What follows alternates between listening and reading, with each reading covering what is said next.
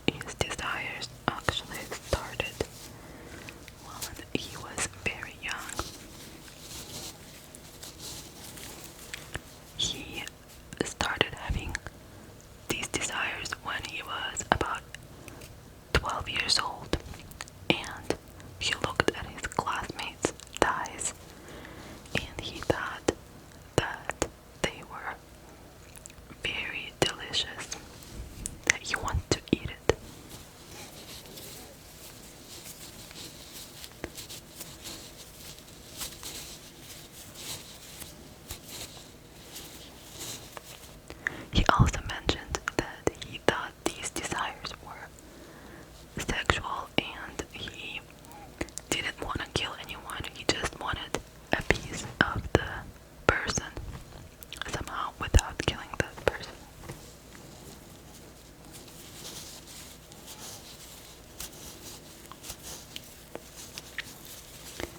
His first attempt to bring this desire to life was when he was 24 years old. He was attending a university in Tokyo.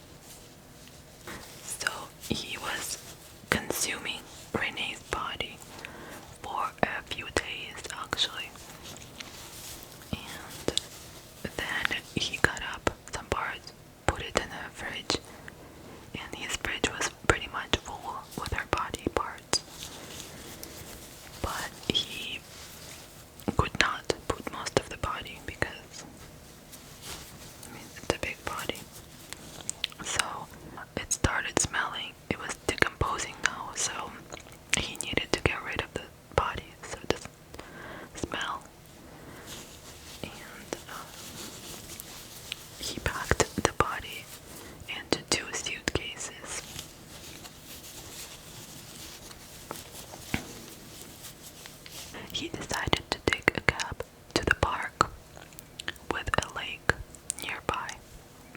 And the cab driver actually noticed how Issei was struggling with the suitcases because they were so heavy and Issei was very weak and small.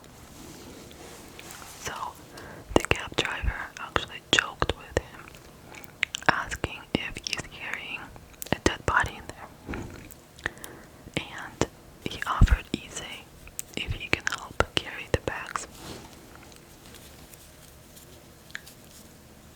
Once he got to the lake, he was seen by many people carrying their suitcases because it was very weird walking inside a park with the huge suitcases, and a very small man carrying these suitcases was obviously very entertaining for a lot of people to watch this.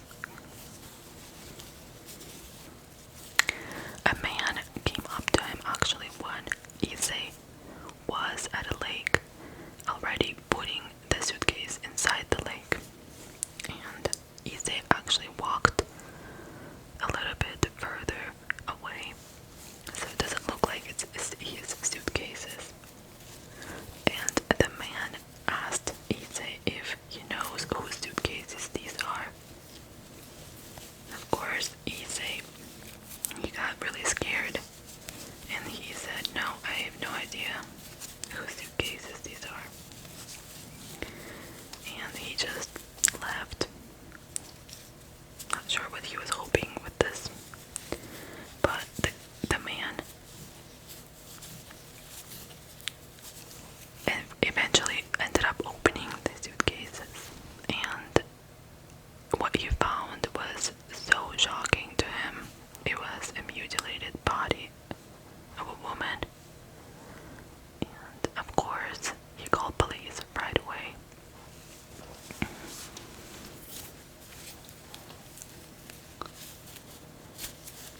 Police interviewed a lot of people at the lake in the park,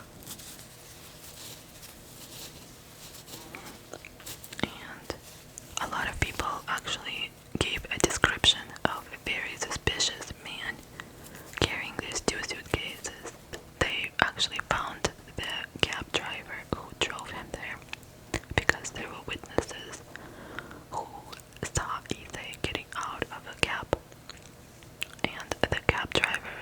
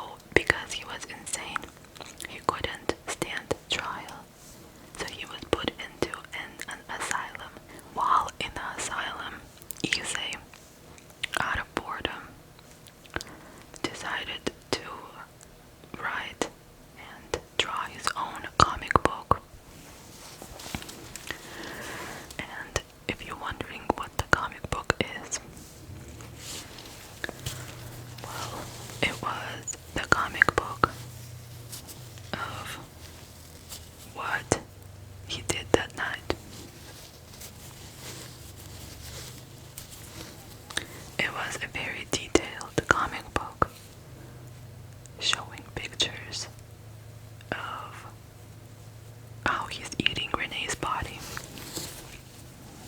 And one Japanese author actually found out that about this comic book that Issei drew, and he decided to offer to publish it. And after he published this book, Issei all of a sudden became a celebrity in Japan.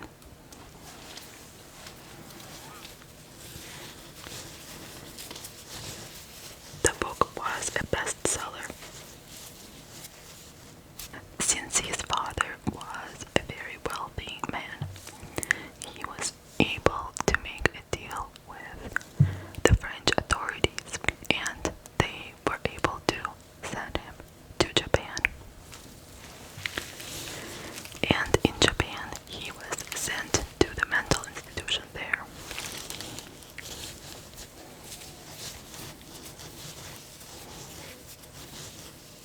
Since he was considered criminally insane, none of the paperwork was transferred from France to Japan for some reason. And so the case was pretty much closed and he was set free. And in 1984, he actually walked out of the mental institution a free man.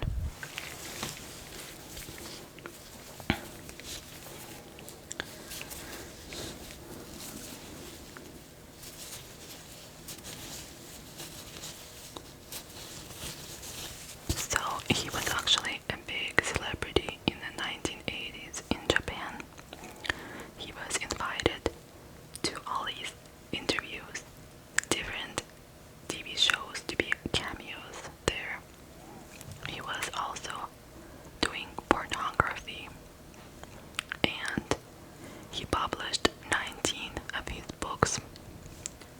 This is how he was making a living, being a celebrity and publishing the books and the paintings as well.